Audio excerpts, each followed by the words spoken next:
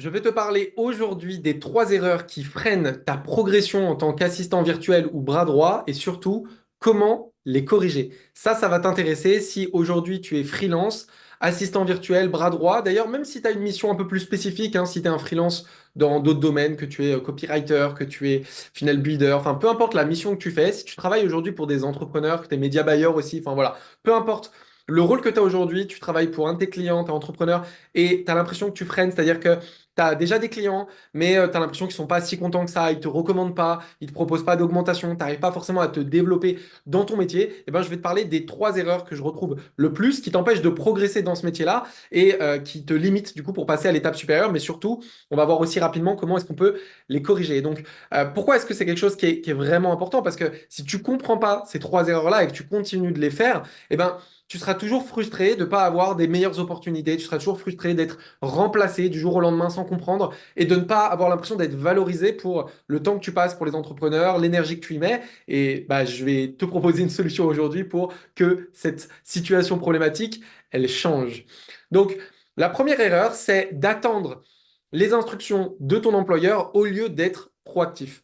En fait, il faut comprendre que l'entrepreneur qui fait appel à toi, qui te demande de l'aide, il fait appel à toi pour ne plus avoir à penser à la problématique qu'il vit au quotidien. Et donc, s'il fait appel à toi, il va avoir besoin que tu l'aides, mais il a surtout envie que tu prennes les choses en main. Il a envie que tu sois proactif. En fait, plus tu vas être proactif, plus tu vas relancer la personne et que tu vas lui demander quelle est la prochaine étape, quelle est la prochaine mission, quelle est la prochaine action, plus du coup il va pouvoir te donner de choses à faire, plus tu vas être payé, plus lui il va être content, plus il va se sentir délesté, plus il va déléguer facilement. Et donc ça, c'est vraiment hyper important d'apprendre à être proactif, de ne pas attendre constamment que ce soit l'entrepreneur qui revienne vers toi, mais au contraire, d'être capable d'aller vers lui. Parce qu'il a une charge mentale qui est limitée. Si il fait appel à quelqu'un, c'est parce que justement, il a besoin de libérer du temps et de l'énergie. Mais si ce temps-là, il le passe à réfléchir à est-ce que tu as bien fait ce qu'il t'a demandé, est-ce que c'est vérifié, est-ce qu'il doit te relancer, forcément, bah, c'est fatigant pour lui et tu seras remplaçable par la première personne qui sera vraiment capable de récupérer cette charge mentale.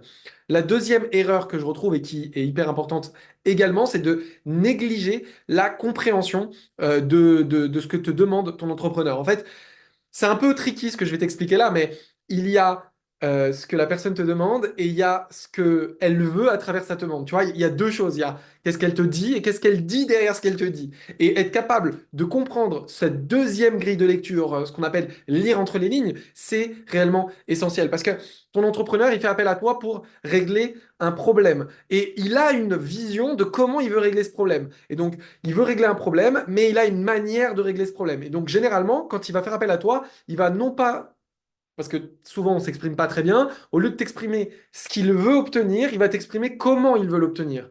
Et donc, il va te demander de faire ça. Mais il y a des chances que toi, dans le domaine où il t'appelle, tu sois meilleur que lui. Il y a des chances que tu aies plus d'expérience. Et si tu es capable de lire entre les lignes, de le challenger sur sa demande, de le questionner, de remettre en question sa demande pour bien comprendre, non pas ce qu'il veut, mais ce qu'il veut obtenir à travers ce qu'il veut, peut-être que tu auras une meilleure option à lui proposer qui lui permettra d'avoir ce qu'il veut avec une façon différente. Pourquoi? Parce que si tu ne fais pas ça, eh ben, il va te demander de faire les choses comme lui sait faire. Et comme lui sait faire, c'est peut-être pas déjà la manière qui t'inspire le plus et qui t'épanouit le plus. Et en plus, c'est peut-être pas la plus efficace. Donc, tout d'abord, tu as peut-être une option plus efficace pour l'aider.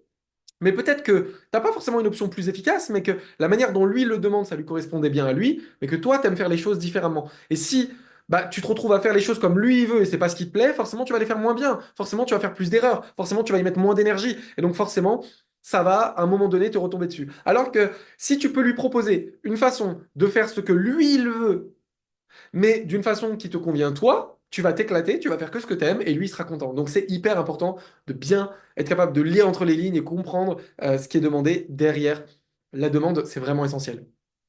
La troisième erreur que je retrouve, c'est de ne pas être capable d'aller plus loin et de proposer plus. En fait, c'est tout bête, mais combien de fois, alors ça va avec le côté attendre les instructions, mais ça va aussi en dehors de simplement ce pourquoi il vient vers toi. En fait, la plupart du temps, quand on travaille, nous, en tant qu'entrepreneurs avec des freelances, eh ben, on va leur demander une mission, ils vont faire la mission, et puis derrière, des fois, on les entend plus, ils reviennent plus vers nous, on n'a plus de nouvelles. Et en fait, bah, si j'ai plus de nouvelles de toi, je sais même plus que tu existes et que j'oublie que tu es là. Si tu reviens vers moi régulièrement et que tu me proposes, tu me demandes comment est-ce que tu peux m'aider, de quoi est-ce que j'aurais besoin d'autre, que tu viens me faire des propositions peut-être sur des choses qui, selon toi, pourraient m'aider, eh ben, tu augmentes les chances que je te dise, mais oui, tu as raison, ça me plairait, en plus je suis content du travail que tu fais, vas-y, fais-le.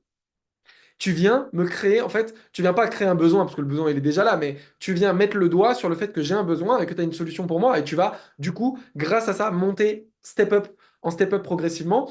Et donc, du coup, tu vas, premièrement, à court terme, remplir plus de missions, donc être plus rémunéré, mais surtout, à moyen long terme, tu vas monter en valeur aux yeux de ton entrepreneur, et donc, du coup, tu vas devenir de plus en plus indispensable. J'ai fait toute une vidéo sur le sujet, sur lequel tu peux retrouver comment se rendre petit à petit indispensable aux yeux de l'entrepreneur pour pouvoir gagner de plus en plus.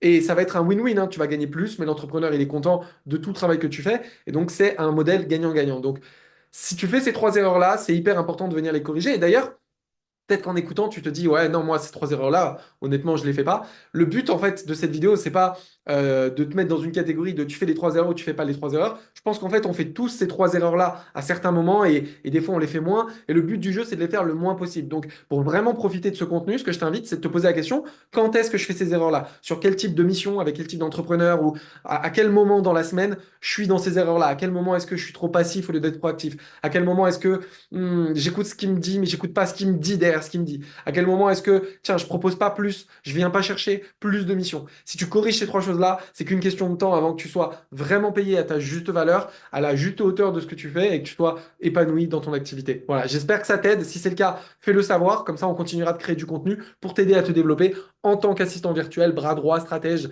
et pour te développer dans cette carrière. À bientôt.